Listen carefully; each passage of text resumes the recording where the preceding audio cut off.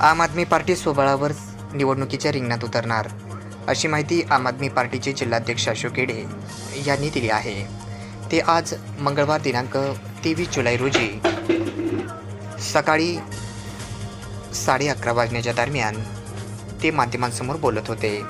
यावेळी ते म्हणाले की आम आदमी पार्टीच्या कार्यकर्त्यांनी इंडिया आघाडी सोबत महाराष्ट्रामध्ये नव्हे तर देशामध्ये कार्यकर्त्यांनी पदाधिकाऱ्यांनी जीवापाड काम केलं, परंतु महाराष्ट्रातील इंडिया आघाडीच्या सहकार्याने आम आदमी पार्टीला विधानसभेला कसलाही प्रकारचा विचार न करता निवडणुका लढत आहेत। म्हणून आम आदमी पार्टी विधानसभेच्या महाराष्ट्रातील सर्व जागा लढवणार आहे।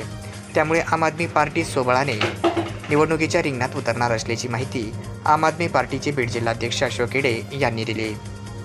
जय हिंद।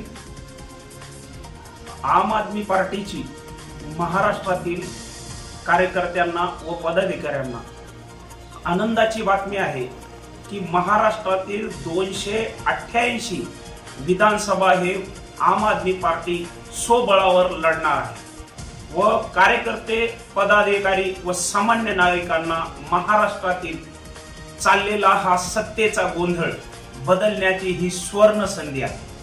आम आदमी पार्टी महाराष्ट्रातील सामाजिक व राजकीय कार्यकर्त्यांना विधानसभा लढण्यासाठी प्रोत्साहित करत आहे।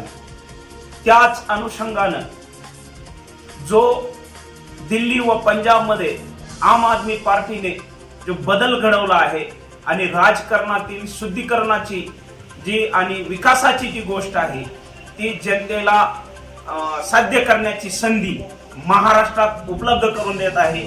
त्याच अनुषंगाने आम आदमी पार्टी संपूर्ण बीड जिल्ह्यातील विधानसभेचा दौरा, चाचपणी दौरा मी स्वतः जिल्हाध्यक्ष अशोक केडे हा करत आहे आणि जे निवडणूक लढण्याचे इच्छुक असतील ते संपर्क करू शकतात व महाराष्ट्राचा विकास व महाराष्ट्राची राजकीय दृष्टी बदलण्याचा हा मौका आपण सर्वजण मिळून करू शकतो, अशी माहिती आम आदमी पार्टीचे जिल्हाध्यक्ष अशोक केडे यांनी शहरातील कार्यालयामध्ये माध्यमांसमोर बोलताना व्यक्त केली।